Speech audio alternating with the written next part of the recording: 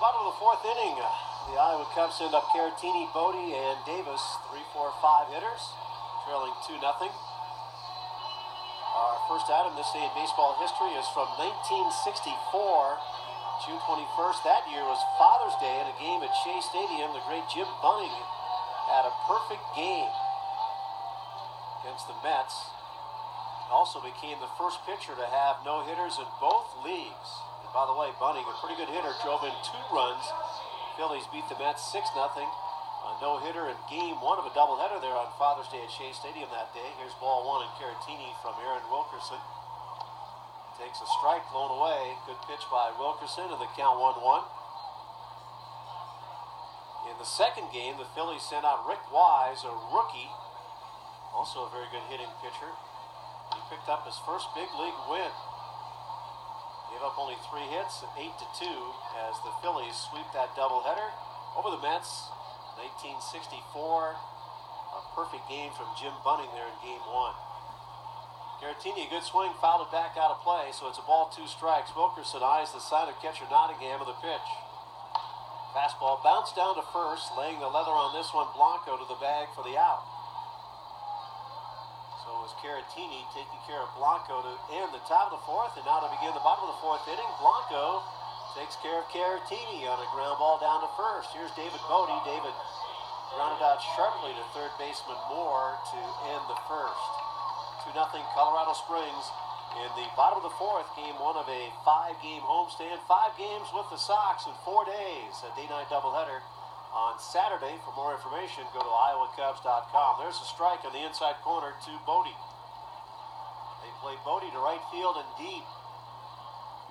Center fielder Broxton, even the wind blowing in very deep out there.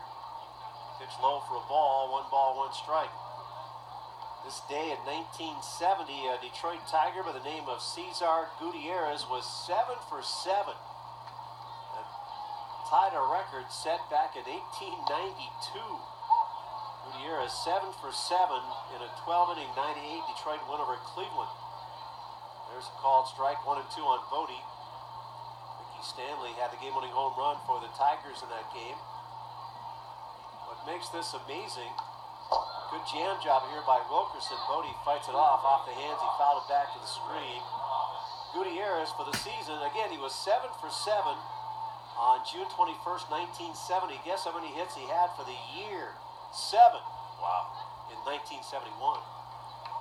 So in first career, he only had 128. But he's in the record book going 7 for 7. There's a foul out of play right field. Count still 1-2 on Bodie. 1 out, nobody on. 2-0 Colorado Springs, bottom of the fourth inning. This is the day in 1971, but the Indian slugger Ken the Hawk Carlson announced his retirement from baseball so he could become a pro golfer. Breaking ball fouled behind the plate. Bodie stays alive. Nice at bat by the Iowa shortstop. He's been hot.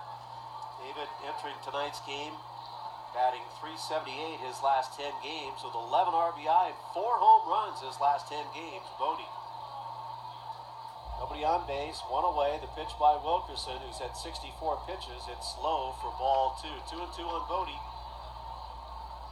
Whereas for Hawk Carlson, it didn't work out becoming a pro golfer, so he got back into baseball first as a GM and then eventually a broadcaster. Had a tremendous career with the White Sox broadcasting wise, and he was a pretty good ball player. Some power. Off speed, fouled at the plate. Bodie battling Wilkerson here. 1 out and nobody on at the bottom of the fourth with the Sky Sox ahead 2-0. Game 1 of our 5-game series. We mentioned the day-night doubleheader Saturday. Tomorrow back at the same time, 7:08. Sunday will be a 1:08 game. Saturday's games at 12:08 and 7:08. Those are 7-inning games.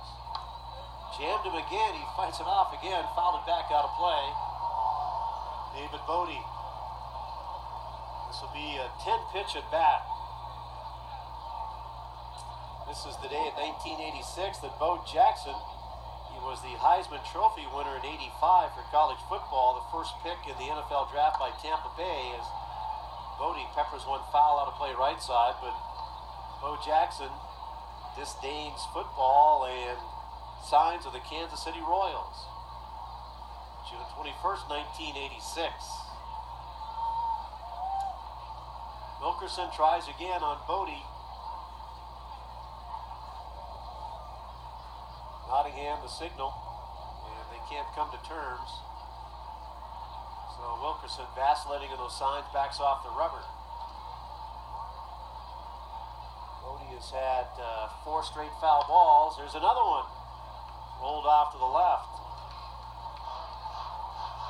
2-0 Colorado Springs.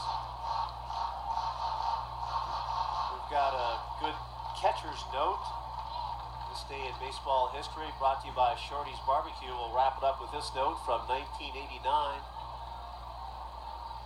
Wilkerson deals inside off the edge of the plate. Wilkerson thought it was strike 3 and called ball 3 by umpire Vondrak.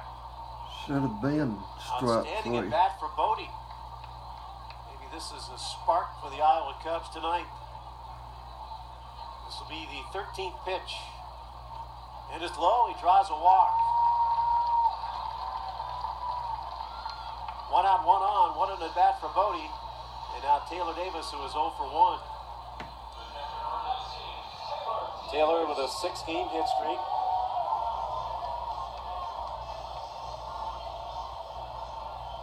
This is the day in 1989 that Carlton Fisk would pass Yogi Berra, American League leader for career home runs as a catcher. Hit number 307 for the White Sox and would help beat the Yankees. Yogi's old team. There's a strike in the inside corner. Wilkerson to Davis. Shortstop Miller, second baseman Orff. They play for the double play. Blanco holding the runner. The pause the pitch. Lone inside. Ball 1. Now Wilkerson hasn't pitched a lot this year. This is only his 7th game, his 6th start. We're talking just under 30 innings for the season, but nobody has attempted a steal against Wilkerson yet this year.